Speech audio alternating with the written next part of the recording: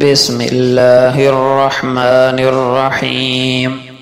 حضرت عبداللہ ابن عباس رضی اللہ عنہما روایت فرماتے ہیں کہ رسول اللہ صلی اللہ علیہ وسلم نے فرمایا،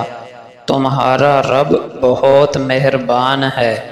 اور یہ اس کی مہربانی ہی ہے کہ جو شخص نیکی کا ارادہ کرتا ہے اور ابھی اس نے وہ نیک عمل نہیں کیا ہوتا،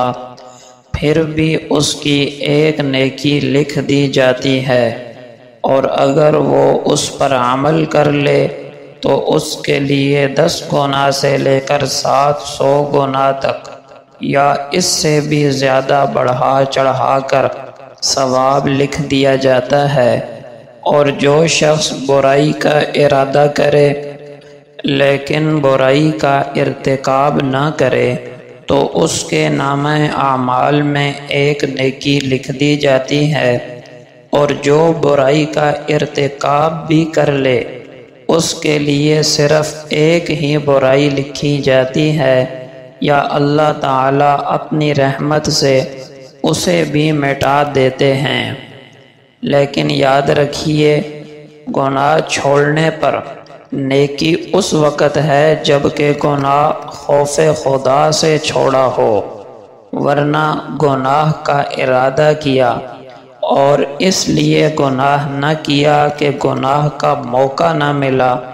اس کی یہ فضیلت نہیں۔ مثلا چوری کے ارادے سے نکلا اور آگے چوکیداروں کو دیکھ کر یا پولیس کو دیکھ کر واپس آ گیا، یا بدکاری کے لیے چھپ کر جا رہا تھا کہ کتا بھونک پڑا یا کسی کی نظر پڑ گئی اور واپس آ گیا، تو یہ گناہ خوف خدا سے تو نہ چھوڑا بلکہ موقع نہ ملنے کی وجہ سے چھوڑا۔ اگر موقع مل جاتا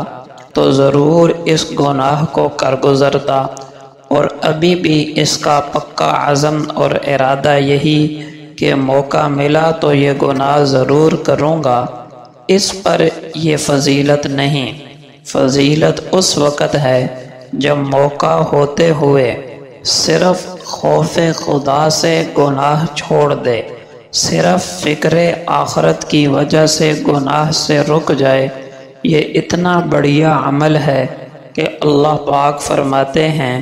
وَأَمَّا مَنْ خَافَ مَقَامَ رَبِّهِ وَنَهَى النَّفْسَ عَنِ الْهَوَىٰ، جو شخص اپنے رب کے سامنے کھڑا ہونے سے ڈرا اور اسی وجہ سے یعنی خوف خدا کی وجہ سے نفسانی خواہشات سے باز رہا،